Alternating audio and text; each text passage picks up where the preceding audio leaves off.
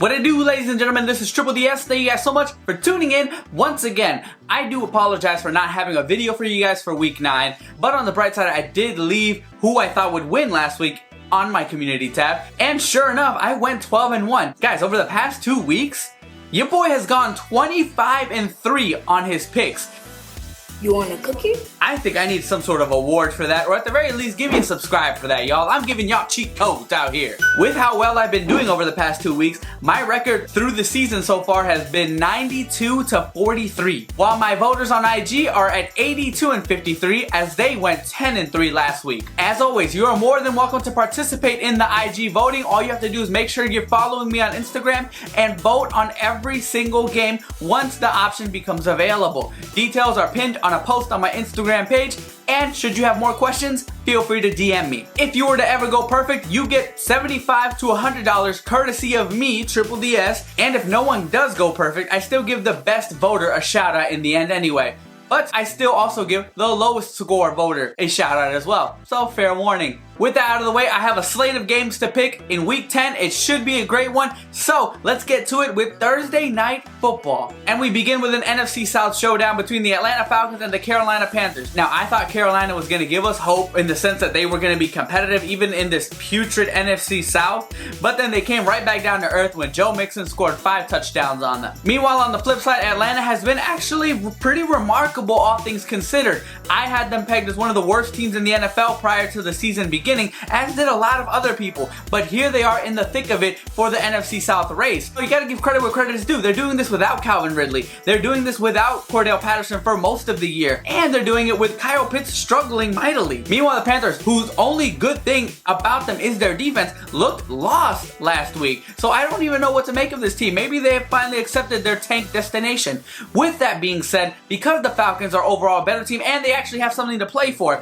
I have them taking this one on the road on Thursday night, y'all. Now we move on to our European game. This one will be played in Germany, ladies and gentlemen. This is the battle between the Seattle Seahawks and the Tampa Bay Bucs. The Seattle Seahawks are one of the biggest surprises in the NFL this season, taking a firm grasp of the division lead that includes the Super Bowl champions, the NFC champion runners-up, and a playoff team in Arizona. Das ist gut. As explosive as Seattle's offense is, you cannot say the same about Tom Brady's Bucs on offense. Even with Mike Evans, Godwin, Julio Jones, that offensive line is not getting it done for the ground game. Yes, I will give them credit where credit is due. They did have a comeback win against the Rams. If there's a defense out there for Brady to expose in the sense that he'll come alive, it is against this unit, because the Seahawks defense is among the worst, but their offense is made up for it and then some throughout the entire time this year. Give me the road team. I will take the Seattle Seahawks winning this one in Germany. I have the Seahawks jumping up to 7-3. Meanwhile, the Bucs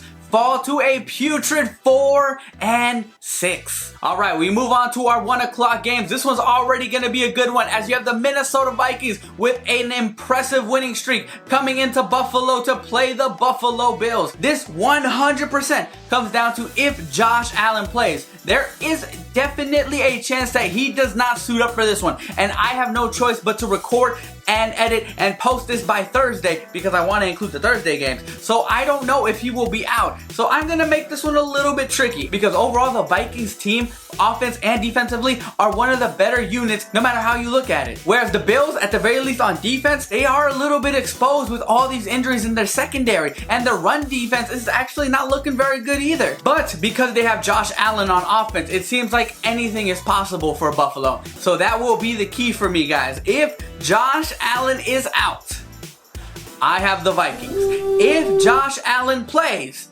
I have the Bills.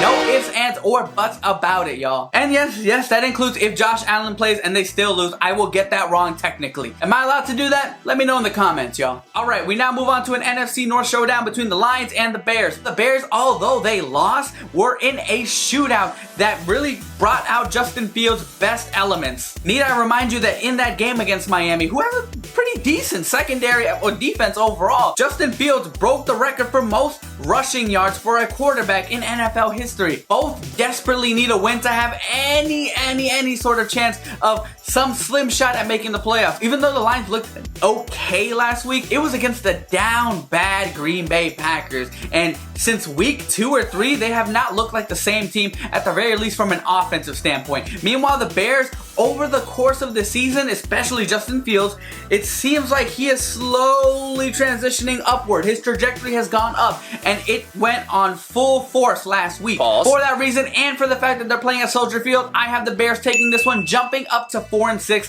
The Detroit Lions unfortunately dropped to 2-7. Up next, we have the Jacksonville Jaguars taking on the Kansas City Chiefs. The Jaguars did defeat an AFC West opponent, coming back from a 17-point deficit. Do I believe they have the abilities to defeat another one?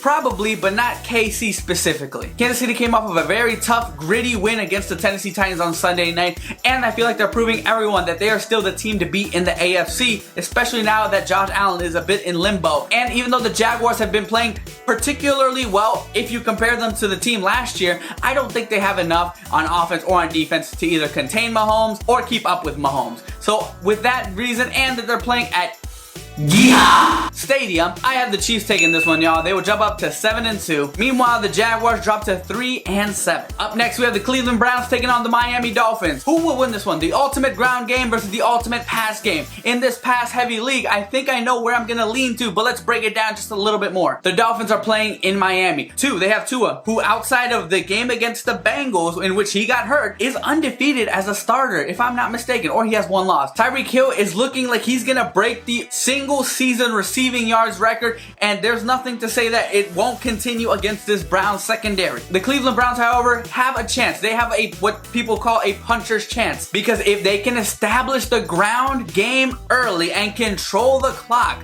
limit Tua's time on the field, or limit the offense of Miami's team on the field, they could make this an interesting game. But I don't feel like that'll happen, because Miami's team, even though they gave it up to Justin Fields last week, I don't think they repeat the same process against Nick Chubb, because they'll be ready for him. They know that he is the X factor on this team, and by the time Nick Chubb can say he got things rolling, it'll be too late. Miami will be up by 2 or 3 scores, and they will need to pass. And you know that is not the Cleveland Browns' strength. So I do have the Dolphins taking this one at home. They will jump up to 7-3. Meanwhile, the Browns drop to 3-6. Okay, y'all. I'm going to be very quick with this one, because it is the Texans against the Giants. The Giants firing on all cylinders. The Giants at home taking on the 6-1 Texans. Outside of the fact that the New York Giants are a bit snake bitten when you think about it, I don't see how they lose this one. They control the running game with Saquon, because the defense of the Texans is pedestrian, and that's putting it nicely. And their offense isn't even their forte, it's their defense. Outside of a possible trap game,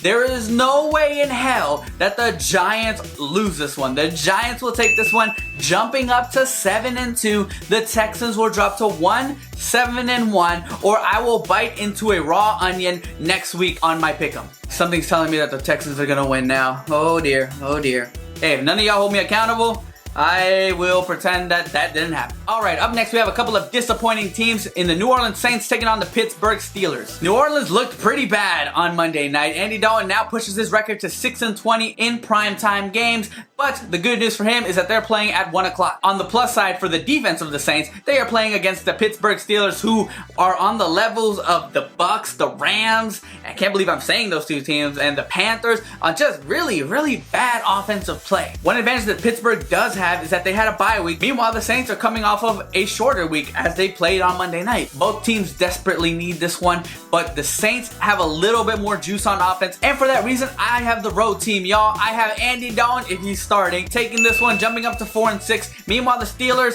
drop to a scary 3-7. And when I mean scary, I mean excellent. Up next, we have the Denver Broncos 3-5 taking on the Tennessee Titans that are 5-3. Russell Wilson and the Denver Broncos had plenty of time to prepare for this one. They had a bye week last week. Meanwhile, the Tennessee Titans had a strong showing, but ultimately came up short against Kansas City on Sunday night. All signs are pointing for Ryan Tannehill to take the field, and when Ryan Tannehill is on the field, they actually can pass the football. I don't know what the hell we saw on Sunday night. The Tennessee Titans are playing at home. They have Derrick Henry as their secret sauce weapon, and the Broncos, well, yes, you guys beat the Jaguars, and that was barely. So I still don't know. The jury's still out on the Broncos. Can't say the same about the Raiders. More on them later.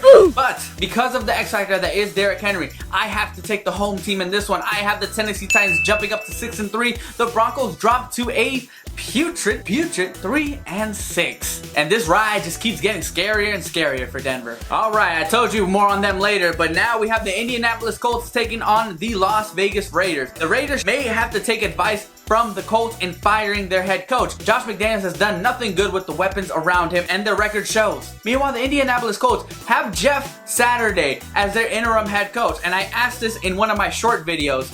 Has Jeff Saturday ever coached on any level? I'm genuinely asking this question. Even though the Colts have the better record, you're starting Sam Ehlinger, unless Jeff Saturday's changing something up there. But on the bright side, it seems like Jonathan Taylor may be back for this one. I don't see the Colts on against any team putting up more than 14 points from this point on. For that very reason alone, there's no way I can't take the 2-6 Las Vegas Raiders to jump up to 3-6. Meanwhile, the Colts will drop to 3-6-1. And Jeff Saturday will take an L in his NFL coaching debut. Up next, we have the Dallas Cowboys taking on the Green Bay Packers. I don't want to dogpile on it. It's been said. It's already been said. Aaron Rodgers does not look like the MVP of the previous 2 years. And the big reason why is, you know, his wide receiving core, yada, yada, yada. What else is new? Things could take a turn for the worst if Aaron Jones does miss time, because you have one of the toughest, if not the toughest defense in the NFL coming into town in the Dallas Cowboys. I think this is going to start to look like a real nightmare situation for Aaron Rodgers and the crew. There's no firepower on Green Bay, and it seems like they do look very defeated. So for those reasons, and the Dallas Cowboys, now with Dak, seem to be unstoppable, I have to take the Cowboys jumping up to 7-2. Meanwhile, the Packers drop to 3-7. Our final 4 o'clock game features the Arizona Cardinals taking on the Los Angeles Rams. Why did I say it like that? The Arizona Cardinals. The Cardinals are one of the more confusing teams. There's games that they should win that they lose. There's games that they should lose that they win. But I gotta give credit where credit is due. DeAndre Hopkins is making a huge difference on this offensive team. Combine that with Zach Ertz, Rondale Moore coming alive, and the offense for the Cardinals seems to be at the very least promising. And I can't say anything positive about the Rams offense. They have nothing going in the passing game. They have not much going on the running game.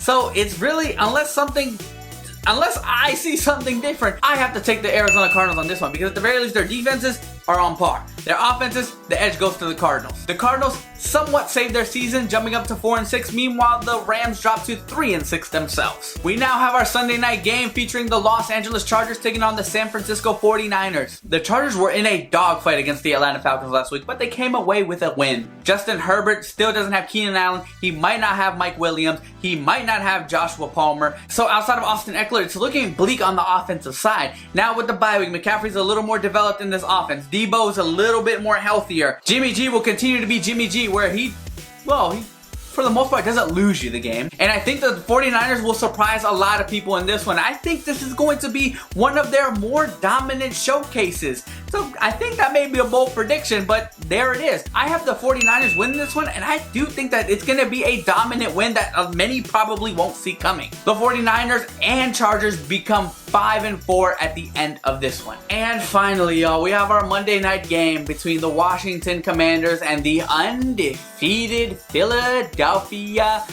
Eagles. Hey, buddy. You alright? The Eagles have a better offense. The Eagles have a better defense. The Eagles beat Washington a few weeks ago. Truth be told, y'all, there's no reason why the Commanders should beat Philadelphia. They're not even at home. They're at Lincoln Financial Field. I am here staring at y'all that I have no genuine reason why I believe that the Commanders will beat the Eagles, other than the fact that divisional games can be unpredictable. They call it any given Sunday for a reason. I do predict that this is going to be one of those games that you don't know why, but things will not click for Philadelphia in this game. There will be miscues from Jalen Hurts. For whatever reason, Miles Sanders and the running game will get stuffed. And I think the Commanders do enough in Lincoln Financial Field with their losing record. No, God, please, no! No! To come away with a win. Are you out of your damn mind? I can't believe I'm saying that. It's a gut feeling, a gut instinct that is telling me pick Washington. Meanwhile, my brain is telling me what the hell's wrong with you? Pick Philadelphia. I'll be dead honest, outside of just the fact that it's a divisional game and anything can happen in a divisional game, I have no other reason other than my gut to say that Washington will win this one. The Washington Commanders will have the upset of the year and come away with a win, jumping up to 5-5. Meanwhile, the Eagles, the Philadelphia Eagles, drop to 8-1. That's my predictions, ladies and gentlemen. Let me know what you guys think, and if this is your first time on the channel, feel free to drop a like, comment, subscribe, turn those notifications on. If you're looking for someone to help you pick the games, I might be your guy. I'm 92-43 through 9 weeks, and over the past 2 weeks, I've gone 25-3. So, we'll see how it goes, but until next time, happy week 10, y'all. Shaboy! Oh boy, oh boy, oh boy, oh boy. Did I just really pick Washington?